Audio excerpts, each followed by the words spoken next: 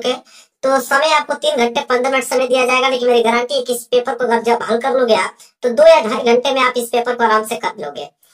यहाँ पे नोट दिया है, नोट में बोला कि प्रारंभ के 15 मिनट परीक्षार्थियों को प्रश्न पत्र पढ़ने के लिए निर्धारित है। मतलब कि 15 मिनट में इस पेपर को आप पढ़ोगे और 3 घंटे में इस पेपर को आप क्या करोगे, सॉल्व करोगे। पहला नोट आपको समझ में आया। इसके बाद निर्देश दिया है।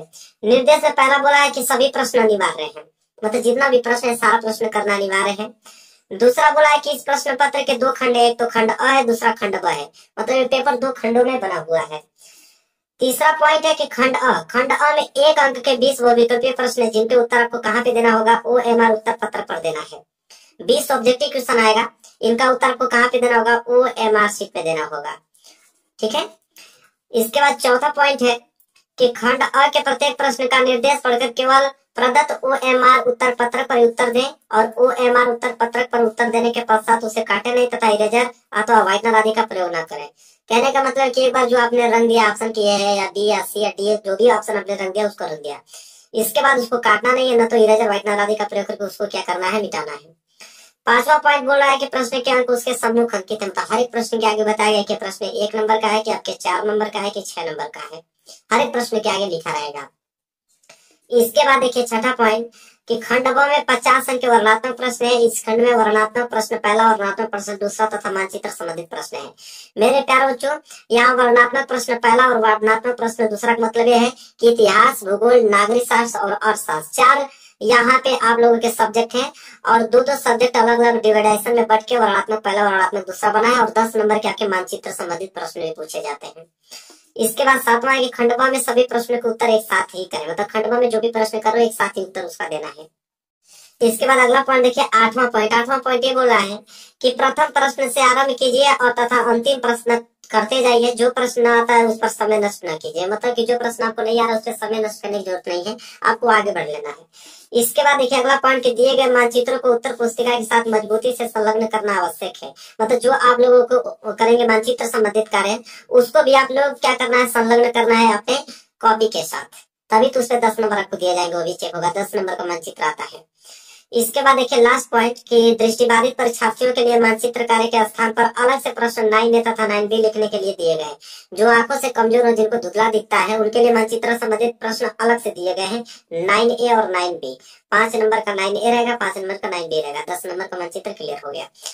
देखो पेपर स्टार्ट होगा, यहाँ से सबसे पहले देखिए खंड अ आया और खंड अ में बहुविकल्पीय प्रश्न है, 20 बहुविकल्पीय प्रश्न। देखिए पहला प्रश्न क्या बोला है यहाँ पे कि एंथ्रेसाइट का संबंध निम्नलिखित में से किस खनिज से है। सबको मालूम है कि एंथ्रेसाइट का जो संबंध होता है वो कोयला से होता है, किससे, कोयला से। सी वाला ऑप्शन इसका बिल्कुल करेक्ट आंसर होगा। आगे बात करें दूसरा प्रश्न देखिए निम्नलिखित में से किस वर्ष बांग्लादेश ग्रामीण बैंक की स्थापना की गई। तो बांग्लादेश ग्रामीण बैंक की स्थापना जो किया गया था मेरे प्यारों बच्चों सन 1970 ईस्वी में किया था, बी वाला ऑप्शन इसका करेक्ट आंसर होगा। बात करें तीसरा प्रश्न कि निम्नलिखित में से कौन सा खनिज जो है वो धात्विक है। धातुक की अगर हम बात करें तो लौह अयस्क, ठीक है, बी वाला ऑप्शन इसका बिल्कुल क्या हो जाएगा, करेक्ट ऑप्शन हो जाएगा।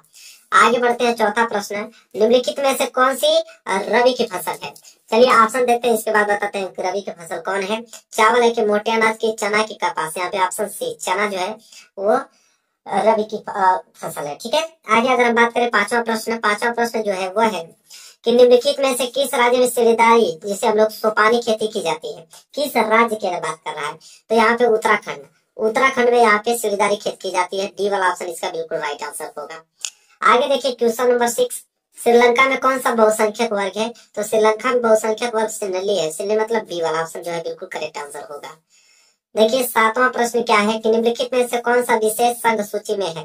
तो कौन सा विशेष संघ सूची में है यह पूछा है यहाँ पे, तो है आपका प्रतिरक्षा, ए वाला ऑप्शन बिल्कुल करेक्ट आंसर होगा। देख लो अगला प्रश्न 8वां, 1944 में ब्रेटन वुड्स सम्मेलन कहाँ पे आयोजित किया गया था मेरे प्यारे बच्चों, वो किया गया था अमेरिका में, बी वाला ऑप्शन इसका राइट आंसर होगा। 9 प्रश्न देख लीजिए 9वां, निम्नलिखित में से किसे 1871 में जर्मनी का प्रथम सम्राट घोषित किया गया था। तो 1871 में जर्मनी का प्रथम सम्राट जो घोषित किया था वो थे कैसर विलियम प्रथम, ए वाला ऑप्शन बिल्कुल इसका राइट आंसर हो जाएगा। आगे देख लो 10वां प्रश्न क्या है कि निम्न में से कौन 1815 की वियना संधि से संबंधित है। तो 1815 की वियना संधि से संबंधित आपका नेपोलियन है, कौन, नेपोलियन है, बी वाला ऑप्शन बिल्कुल करेक्ट आंसर हो जाएगा। 11वां प्रश्न देख लीजिए, सत्ता की साझेदारी के बेल्जियम मॉडल का मुख्य महत्व क्या है?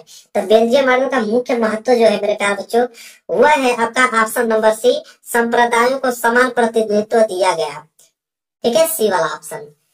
आगे देख लेते हैं 12वां प्रश्न, राष्ट्रवाद का उदय सर्वप्रथम किस देश से हुआ था? ये तो बहुत सिंपल है, फ्रांस से हुआ था। ये वाला ऑप्शन जो है बिल्कुल करेक्ट आंसर हो जाएगा। आगे देखेंगे तो अगला प्रश्न है 13वां, मृदा किस प्रकार का प्राकृतिक संसाधन है? तो मृदा कौन सा है? नवीकरणीय संसाधन है, और क्या? ये वाला ऑप्शन बिल्कुल करेक्ट आंसर हो जाएगा। आगे देख लो 14 प्रश्न, निम्नलिखित में से पंजाब में भूमि संकुचन का कारण क्या है? तो भूमि संकुचन का मुख्य कारण क्या है मेरे प्यारे बच्चों? अधिक सिंचाई है, और क्या? बी वाला ऑप्शन। ये प्रश्न तो बहुत बार आ चुका है। देख लो अगला प्रश्न नंबर 15, भारत के किस राज्य में शिशु मृत्यु दर निम्नवत है? मतलब शिशु मृत्यु दर जो भारत में है सबसे कम किस राज्य में है, ये पूछ रहा है। वो आपका केरल है। कौन है? केरल। ए वाला। 16वां है मेरे प्यारे बच्चों, इटली का एकीकरण कब पूरा हुआ? तो इटली का एकीकरण जो हुआ था मेरे प्यारे बच्चों, वो हुआ था आपका 1871 ईस्वी में पूरा हो गया था। ठीक है, ये वाला ऑप्शन जो है बिल्कुल राइट आंसर हो जाएगा। आगे देखो क्या है 17वां, जलियांवाला बाग की घटना कब हुई? तो जलियांवाला बाग हत्याकांड कब हुआ था? 13 अप्रैल 1919 को हुआ था ना। डी वाला ऑप्शन जो है राइट आंसर हो जाएगा। 18वां देखो, रोलेट एक्ट कब पारित हुआ? तो रोलेट एक्ट जो पारित हुआ था मेरे प्यारे बच्चों 1919 में हुआ था। ए वाला ऑप्शन जो है 18 का बिल्कुल राइट आंसर हो जाएगा। आगे देख लो 19वां, असहयोग आंदोलन का मुख्य कारण क्या था? तो असहयोग आंदोलन का मुख्य कारण था खिलाफत आंदोलन। सी वाला ऑप्शन बिल्कुल करेक्ट आंसर हो जाएगा, खिलाफत आंदोलन। 20वां लास्ट बहुविकल्पी है, वंदे मातरम गीत के लेखक कौन था? तो वंदे मातरम गीत के लेखक थे बंकिम चंद्र चटर्जी। ठीक है, जिसे हम लोग बंकिम चंद्र चट्टोपाध्याय भी कहते हैं। ये वाला ऑप्शन जो है बिल्कुल राइट आंसर